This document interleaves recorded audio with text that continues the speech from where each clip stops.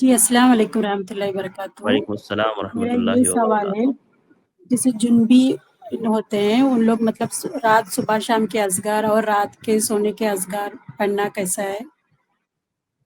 دیکھیے، جنابت کی حالت ہو یا حیض کی حالت ہو، نفاس کی حالت ہو یا ناپاکی کی حالت ہو، کسی بھی حالت میں آپ صبح و شام کے اذکار پڑھ سکتے ہیں۔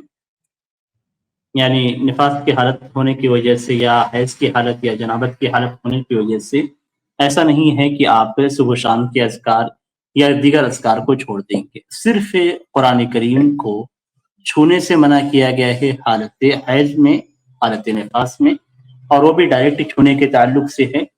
اور جنابت کی حالت میں قرآن کریم کو پڑھنے سے منع کیا گیا ہے۔ پڑھنے سے مراد تلاوت کرنا۔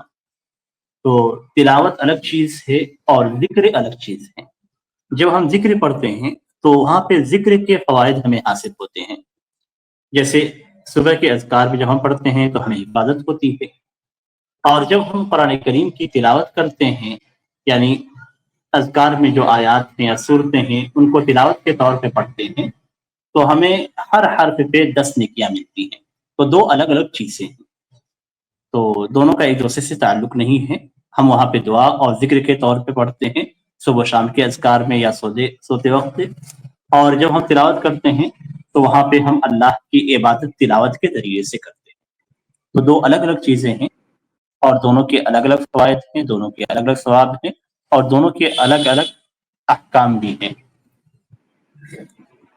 جی وہی اس لیے کیونکہ اب اس میں قرآن کی تلاوت کے حساب سے جیسے کہ خل کے سورے ہو گئے صبح شام میں، اور رات میں سوتے وقت امن رسول ہو گئے، یہ سب مطلب قرآن مطلب منہ سے تلاوت کر سکتے، ایسا ہے نا؟